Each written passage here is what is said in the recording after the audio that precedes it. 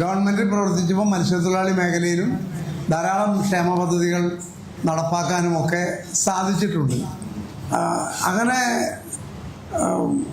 ഗവൺമെൻറ്റിൽ പ്രവർത്തിക്കുമ്പോഴും MLA എന്നുള്ള നിലയിൽ പ്രവർത്തിക്കുമ്പോഴും വലിയ ആക്ഷേപമില്ലാത്ത നിലയിൽ പ്രവർത്തിക്കാൻ സാധിച്ചു എന്നുള്ള ചാരിതാർത്ഥ്യമുണ്ട് എനിക്ക്. ഞാൻ ഇടക്കാലത്ത് 2016 പരാജയപ്പെട്ടെങ്കിലും 2021 വീണ്ടും നിയമസഭാ തെരഞ്ഞെടുപ്പിൽ വിജയിക്കാൻ സാധിച്ചു. അത് പരാജയപ്പെട്ടതിനെ തുടർന്ന് ആ സീറ്റ് തിരിച്ചു പിടിക്കണമെന്നുള്ള ഒരു വാശിയോടുള്ള പ്രവർത്തനം നടത്തി ആ സീറ്റ് തിരിച്ചു പിടിക്കാൻ സാധിച്ചു. ഞാൻ 4 തവണ മത്സരിച്ചപ്പോൾ ഉള്ള തൃപ്പൂണിത്തുറ നിയോജകമണ്ഡലമല്ല ഇപ്പോൾ ഉള്ളത്. ഞാൻ ആദ്യം 91 വന്ന് മത്സരിക്കുമ്പോൾ ഉള്ള തൃപ്പൂണിത്തുറ നിയോജകമണ്ഡലത്തിൻ്റെ ഏതാണ്ട് 73% ഏരിയ ഇന്ന് തൃക്കാക്കരയിലും എറണാകുളം നിയോജകമണ്ഡലത്തിലുമാണ്. പഴയ പള്ളുരുത്തി ശ്രീ ഡൊമിനിക് പ്രസൻറ്റേഷൻ പ്രതിനിധീകരിച്ചിരുന്ന പള്ളുരുത്തി നിയോജകമണ്ഡലത്തിൻ്റെ ഭൂരിപക്ഷം മേഖലയാണ് ഇപ്പോൾ തൃപ്പൂണിത്തുറ നിയോജകമണ്ഡലത്തിലേക്ക് വന്നിട്ടുള്ളത്. ആ നിയോജകമണ്ഡലം 2011 വരുമ്പോഴും കോൺഗ്രസ്സിന് ഈ ജില്ലയിലെ ഏറ്റവും മോശം സീറ്റ് എന്നുള്ള നിലയിലാണ് കണക്കാക്കിയിരുന്നത്. പക്ഷെ എന്നാലും അവിടെയും മത്സരിച്ച് വലിയ ഭൂരിപക്ഷത്തിൽ ജയിക്കാൻ സാധിച്ചു.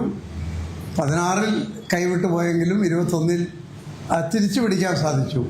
അപ്പോൾ അങ്ങനെ സമന്വയം ജനങ്ങളുമായി ബന്ധപ്പെട്ട് നന്നായി പ്രവർത്തിക്കാൻ സാധിച്ചു എന്നാണ് ഞാൻ കരുതുന്നത്.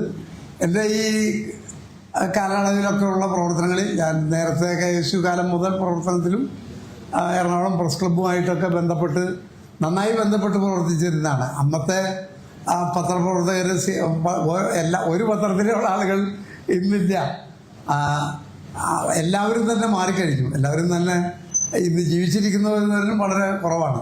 ഏതായാലും പ്രവർത്തനം എറണാകുളത്ത് വന്ന് പ്രവർത്തനം ആരംഭിച്ച കാലം മുതൽ തന്നെ പ്രസ് ക്ലബ്ബുമായി ബന്ധമുണ്ടായിരുന്നു. ഈ കാലഘട്ടത്തിൽ പ്രസ് ക്ലബിനും ഒരു പ്രധാനപ്പെട്ട കാര്യം ചെയ്തു കൊടുക്കാനും എനിക്ക് സാധിച്ചു.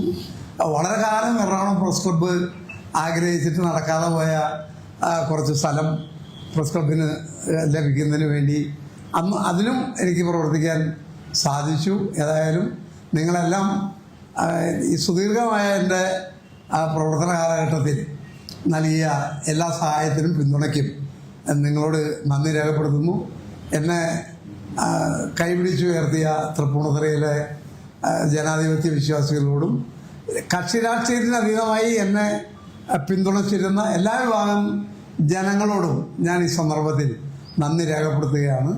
ഈ കാര്യം കഴിഞ്ഞ കുറേ ദിവസങ്ങളായി നിങ്ങളോട് പറയണം എന്ന് ആഗ്രഹിച്ചെങ്കിലും പാർട്ടിക്കകത്ത് ഒരു ധാരണ ഉണ്ടാകുന്നതിന് വേണ്ടി ഞാൻ കാത്തിരിക്കുകയായിരുന്നു. അതുകൊണ്ടാണ് നിങ്ങൾ ഒറ്റയ്ക്ക് എന്നെ വിളിച്ചപ്പോഴെല്ലാം ഞാൻ പറയാം എന്ന് പറഞ്ഞിരുന്നത്. അത് മാത്രമല്ല, ഒരു മാധ്യമക്കാരോട് മാത്രം പറയുന്നതിനോട് എനിക്ക് താല്പര്യമുണ്ടായിരുന്നു. കാരണം എല്ലാവരും എനിക്ക് ഒരുപോലെ അടുപ്പമുള്ളവരും ബന്ധമുള്ളവരായിരുന്നു. അതുകൊണ്ടാണ് എല്ലാവരെയും കൂടി വിളിച്ചു കൂട്ടി പറയണം എന്ന് ആഗ്രഹിച്ചത്. അപ്പോൾ നിങ്ങളുടെ സഹായങ്ങൾക്കെല്ലാം ആത്മാർത്ഥമായി നന്ദി രേഖപ്പെടുത്തുന്നു. തൃപ്പൂണിത്തുറ നിയോജകമണ്ഡലത്തിൽ കോൺഗ്രസിൻ്റെ UDFൻ്റെ ഒരു മികച്ച സ്ഥാനാർത്ഥിയെ പാർട്ടി നേതൃത്വം കണ്ടെത്തും എന്നാണ് ഞാൻ പ്രതീക്ഷിക്കുന്നത്. തീർച്ചയായിട്ടും തൃപ്പൂണിത്തുറ നിയോജകമണ്ഡലം UDFൻ്റെ പക്ഷത്ത് ഈ പ്രാവശ്യവും ഉണ്ടാവും എന്നുള്ള കാര്യത്തിൽ എനിക്കൊരു സംശയമില്ല. കേരളത്തിൽ ഒരു ഭരണമാറ്റം ഉറപ്പായിട്ടുള്ളൊരു കാര്യമാണ്. കാരണം ഈ ഗവൺമെൻറ്റിനെ സംബന്ധിച്ചിടത്തോളം ഗവൺമെൻറ് എന്തുമ തൊട്ടാലും നാശമാകുന്ന ഒരു സ്ഥിതിയിലേക്ക് കാര്യങ്ങൾ എത്തിച്ചേർന്നിരിക്കുകയാണ്. അതുകൊണ്ട് ഭരണമാറ്റം ജനങ്ങളും ആഗ്രഹിക്കുന്നുണ്ട്. ഇനി ഈ ഗവൺമെൻറ്റിന് മുന്നോട്ട് പോകാൻ തിരിച്ചു മൂന്നാം LDF ഗവൺമെൻറ് എന്നുള്ളത് അസാധ്യമാണ് എന്നുള്ളത് ഏറെക്കുറെ വ്യക്തമായി കഴിഞ്ഞിരിക്കുകയാണ്. അപ്പോൾ ആ സന്ദർഭത്തിൽ തൃപ്പൂണിത്തുറയിൽ നിന്നുള്ള ഒരു പ്രതിനിധി UDFൻ്റെ ഗവൺമെൻറ്റിനെ പിന്താങ്ങാൻ ഉണ്ടാകും എന്ന് എനിക്ക് യാതൊരു സംശയമില്ല. ഇത്രേ പറയാനുള്ളൂ.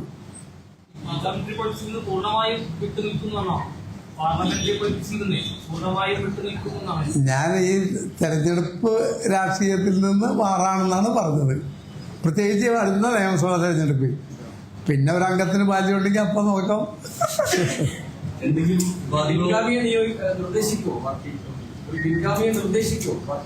ഞാൻ ഒരാളുടെ പേരും നിർദ്ദേശിക്കില്ല. കാരണം അങ്ങനൊരു പിൻഗാമിയെ നിർദ്ദേശിക്കുന്ന ഒരു സമീപനം അല്ലെങ്കിൽ ഒരു രീതി കോൺഗ്രസിൻ്റെ ഒരു പാർട്ടിയിലും ഉണ്ടെന്നിരിക്കുക. പാർട്ടി നേതൃത്വം എല്ലാവരുമായിട്ട് ചർച്ച ചെയ്ത് ഏറ്റവും ഉചിതമായ ഒരു തീരുമാനം എടുക്കും എന്നാണ് എൻ്റെ വിശ്വാസം.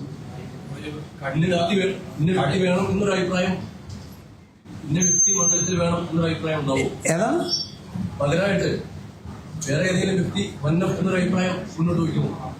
അതല്ലേ അതാണ് ഞാനിപ്പോ പറഞ്ഞത്. അങ്ങനെ ഒരു കീഴ്വഴക്കില്ല.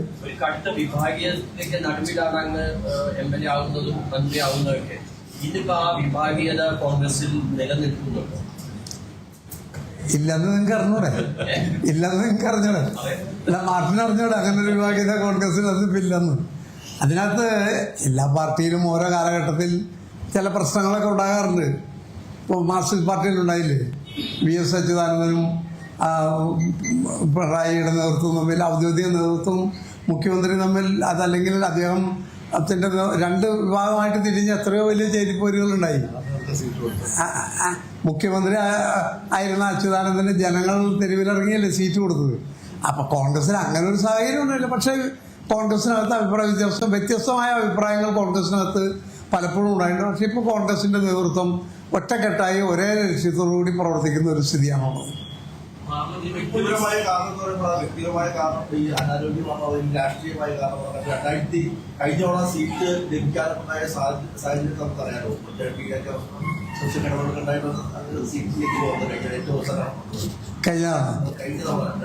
അല്ല, ഞാൻ അതിനെക്കുറിച്ച് പറഞ്ഞാൽ എൻ്റെ തൃപ്പൂണിത്തുറ സീറ്റിനെ കുറിച്ച് ഒരു തർക്കവും ഒരു കാലത്തും ഉണ്ടാകാറില്ലായിരുന്നു. കാരണം ആ സീറ്റ് ജയിക്കുന്ന ഒരു സീറ്റായിട്ട് ആരും കണക്കാക്കിയിട്ടില്ലായിരുന്നു. അങ്ങനെയാണെങ്കിലല്ലേ ഒരു അട്രാക്ഷൻ ഉണ്ടാകണ്ടേ. ഇപ്പോൾ തൃപ്പൂണിത്തുറ സീറ്റ് ഒരു റിസ്കി സീറ്റായതുകൊണ്ട് ആരും ആവശ്യപ്പെടാറില്ല. എന്നാൽ കഴിഞ്ഞ പ്രാവശ്യം പല പേരുകളൊക്കെ വന്നിരുന്നു. ചെറിയ അഭിപ്രായ വ്യത്യാസങ്ങളൊക്കെ ഉണ്ടായി.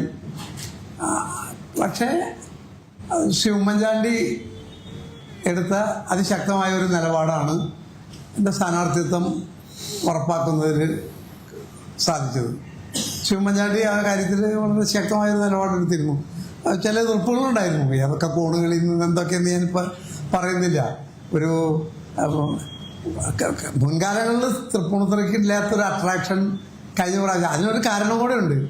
കാരണം കഴിഞ്ഞ പ്രാവശ്യം ഞാൻ സിറ്റിംഗ് MLA അല്ലല്ലോ. അങ്ങനെ ഒരു സംഗതിയുണ്ട്. ഞാൻ മുൻ MLA അല്ലേ. കഴിഞ്ഞ പ്രാവശ്യം ഞാൻ സിറ്റിംഗ് MLA അല്ലായിരുന്നു. അപ്പോൾ ആർക്ക് വേണമെങ്കിലും അവകാശപ്പെടാമല്ലോ. കെ ബാബു മാധ്യമങ്ങളെ കാണുകയായിരുന്നു. വിരമിക്കൽ പ്രഖ്യാപിച്ചിരിക്കുകയാണ് അദ്ദേഹം. ഇത്തവണത്തെ നിയമസഭാ തെരഞ്ഞെടുപ്പിൽ മത്സരിക്കില്ല എന്നൊരു പ്രഖ്യാപനം നടത്തിയിരിക്കുകയാണ്. കേന്ദ്ര സംസ്ഥാന നേതൃത്വത്തെ അടക്കം തീരുമാനം അറിയിച്ചിട്ടുണ്ടെന്നാണ് കെ ബാബു മാധ്യമങ്ങളോട് പ്രതികരിച്ചത്. കൂടാതെ തന്നെ എല്ലാവർക്കും നന്ദി പറഞ്ഞാണ് അദ്ദേഹം വാക്കുകൾ അവസാനിപ്പിച്ചത്. തൃപ്പൂണിത്തുറയിൽ നല്ലൊരു സ്ഥാനാർത്ഥിയെ കോൺഗ്രസ് തീരുമാനിക്കുമെന്നും താൻ ആരുടെയും പേരും നിർദ്ദേശിച്ചിട്ടില്ല എന്നും അദ്ദേഹം വ്യക്തമാക്കുന്നുണ്ട്. എന്തായാലും വിരമിക്കൽ പ്രഖ്യാപിച്ചിരിക്കുകയാണ് കെ ബാബു. ഇത്തവണത്തെ നിയമസഭാ തെരഞ്ഞെടുപ്പിൽ മത്സരിക്കില്ല എന്ന് അറിയിച്ചിരിക്കുകയാണ്.